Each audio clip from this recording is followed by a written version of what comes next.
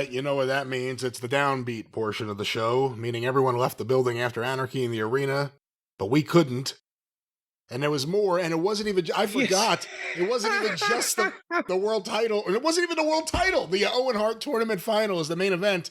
There was another match that I definitely didn't watch. I apologize to anyone upset. I didn't watch the next match. Well, after 45 minutes of the previous Falderall, they thought, well, this will be a good time to put a 6-man tag team match on. With Adam Cole, Kyle O'Reilly, and Roddy Strong against Take a Shit, Josh Alexander, and our friend Kyle Felcher. And I wrote, seriously, after that? Now, even if people didn't leave you, they had to get up and piss. They had to go get a drink or something, probably eat again.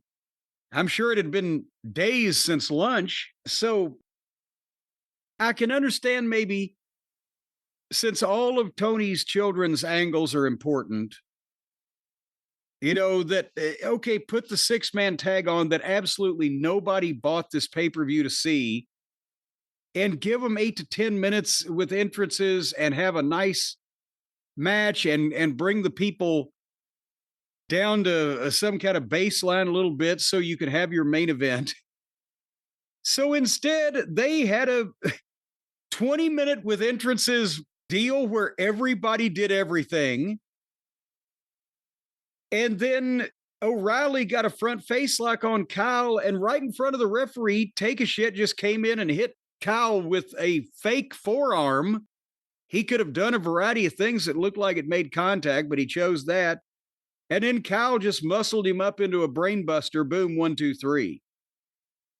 And by the way, Adam Cole's upper body now is so skinny, it looks like it was CGI. It looked like somebody had made a rib thing for Twitter of Adam's head on like a Halloween skeleton. American Baby Baba. And I mean, he's still got some, I won't say muscle, but some thickness around his thighs, thick compared to the rest of him. But the upper body, what? If he's sick, I'm so sorry, Adam. But it's like it's science fiction level shrinking.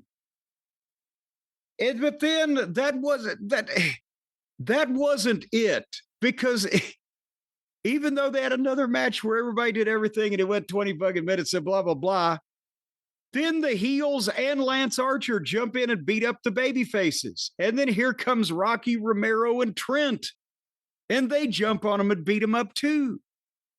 And then music plays, and Brody King and Ishii come out to the stage. Yeah, that was a surprise, by the way. When the Hounds of Hell image hit, I was like, oh shit, Buddy's back. Hey, that's pretty cool. They're doing all this just for them. And then it was Ishii and Brody King. Yes, because they made the Hounds of Hell, and the dogs never found hell.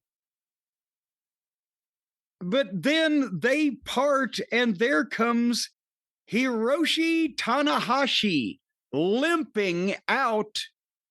He was limping before anybody touched him. And Brody and Ishii get in a big, sloppy, fake-looking fight in the entranceway with some of the heels. Tanahashi just hits one guy once and then walked to the ring. And Ishii was so crippled, he tried twice to roll into the ring and barely got it. And then somehow they dispatched the heels to where Kyle Felcher, the only one at this point in this whole fucking group of wrestlers and runner-inners that could possibly make a fuck, right? They left him to take Tanahashi's finish, which apparently is the guy running at him and grabbing him and jerking him down in a fucking heap. And then Adam Cole hit him with a knee. And off they went. So, well, hold on. Wait a minute. Hold on. 1, 2, 3, 4, 5, 6. 6 different people ran in after the match was over with. And is Tony Khan running some type of motion picture country home for disabled Japanese wrestlers. If you were on the AEW roster and you did not do something on this event or pre-show, would you be insulted? No, actually, I'd be relieved, to be quite honest with you, that my reputation would not be sullied by being a part of this. But I know what you're saying. Everyone was a part of it. I mean, why? If I understand that, legends.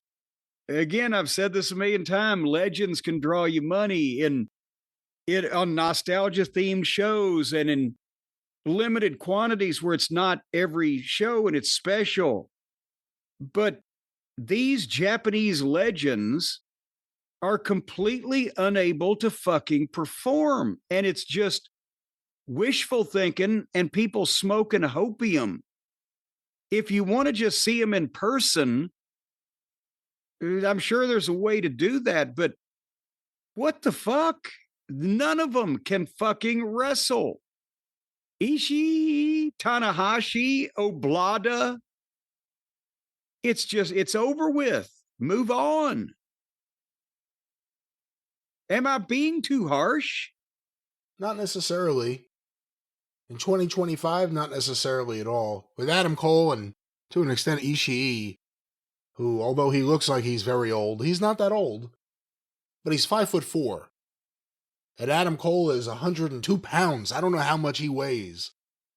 If there was a division for smaller people, I think it would make more sense.